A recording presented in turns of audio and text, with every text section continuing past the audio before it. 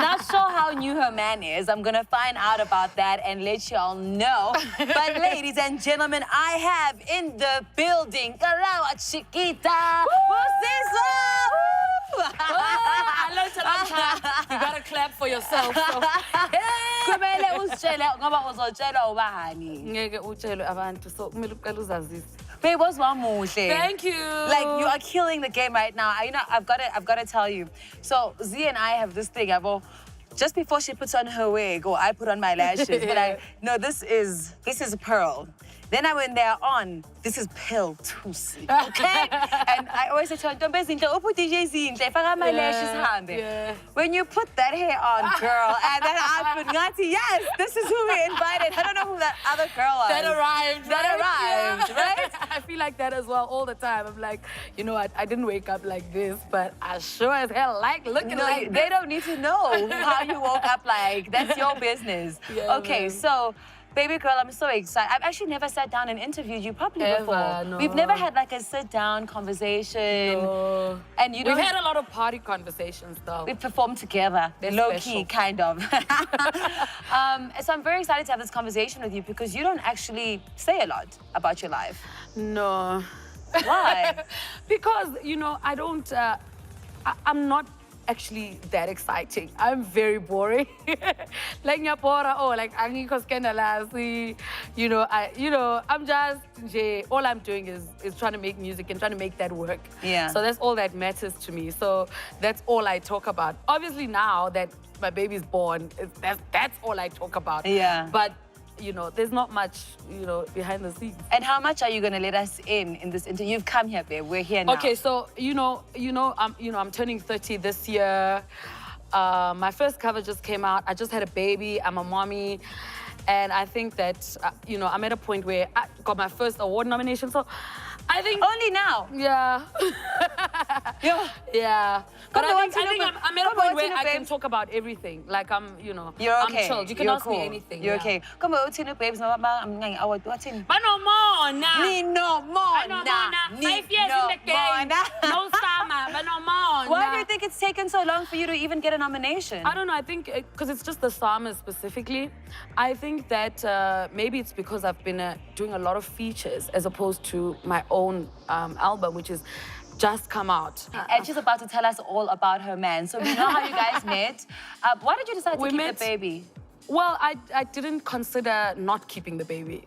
Let's put it like that. Why? It was never an option to not keep the baby. And I'm thinking of something actually Cardi B said. She was like, you know what? I'm grown, I'm a millionaire, and I'm gonna be fine either way, you understand? I'm a grown woman. I'm almost 30 this year. Yeah. And I got a good bank account. Okay. And I just, there was no point where I felt like maybe I shouldn't. Maybe it was just about adjusting myself and saying, oh my gosh, my whole life is gonna change. My belly's gonna grow. I'm already struggling to lose weight. Oh my gosh, I'll be off in December. Because December was my 9th month of pregnancy. Oh, and it's like, it's your money spinner month, right? I think I make more money in December than I make in the whole year put together. So you had to... So I was off on that month. And wow, you're like in the humble, really? No, like I'm humbled. I'm humbled, And I had my baby. I didn't have medical aid.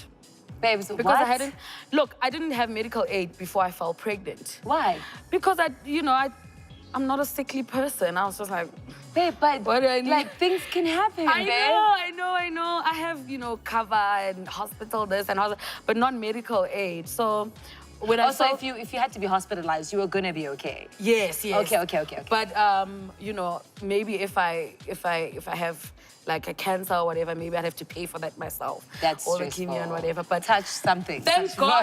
Touch wood. Oh my gosh.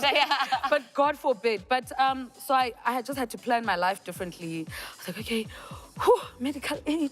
And was he ready for it? Life cover. Your man? Not at all. So my man has another son who is about 1.5 years old now. So he had just had a child, guys. And that was Clearly, he didn't learn from his. Not a mistake, technically. not okay, a okay. mistake. They're all blessings. They're Yeah. all blessings. Okay, we love them. The only thing was that we were both kind of. So he had been in another relationship at the same time. It might have overlapped a little bit, but not too much. Okay, Stress, just babe. just a little bit. But so he had just come out of another relationship, and he had just had a baby, his first child. And so when we were together, I think he was most afraid of telling his mother, because it's like, oh my gosh, what am I trying to do? Is this how it's gonna be every year? You know what I mean? But more than Weren't you that, scared though because of that possible overlap? yeah, and- I was scared for my family. I was scared, something scandalous is gonna be written or said, and they're gonna feel like, oh my gosh. Does what the is- girl hate you? The other mother hate you? I think so. I'm not entirely sure. You know, You've never spoken. The No. kids haven't met. not yet. I mean, they're very small. So, but we're easing into it because this was literally everything happened very, very quickly. And you're not stressed about him like doing the same thing to you. I mean, that's always my biggest like. I am, yeah. I wonder, and especially when I had been pregnant, and the the sex life was adjusted a little bit, especially after the birth. Also, that after 6 the weeks is birth, long, girl. You understand? Like some things happen. So I do get stressed out, and I do get insecure, and I do wonder. But I feel like pretty much every day he is proving to me that he's here. He's proving to me that he's in this. He's not trying to be that guy who's just like ta. What's his name, babes? His name is Katlego. Katlego. Katlego Mlangeni. Mlangeni? Yeah, he's known as KG. Look at your face. And yeah, he's a cute guy. Yes. He's not bad. So our son is like ridiculously handsome. And Yeah. I'm like, oh my gosh, your looks, my brains. He's gonna change You're the also world. a beautiful girl. Mele azi. And mele ahambe ayolobola. We don't have time for this. Please, I didn't tell you. We're not here for this. Okay, so in this industry, not just the music industry, women are under a lot of pressure often to use their sexuality. Yeah. As men can as well, but I think there's a lot less pressure on men to be like, your body looks like this or your body Yeah. doesn't look like that. And the way society perpetuates that is so intense. What I've noticed about you is that you seem to not let that pressure get to you. I think from what I heard, you were spoken to, you need to maybe show more skin and be more sexual. I don't feel like you necessarily did that, but you were just yourself and you give it your best every time. How did that make you feel, that you were made to feel like maybe you should do more sexually?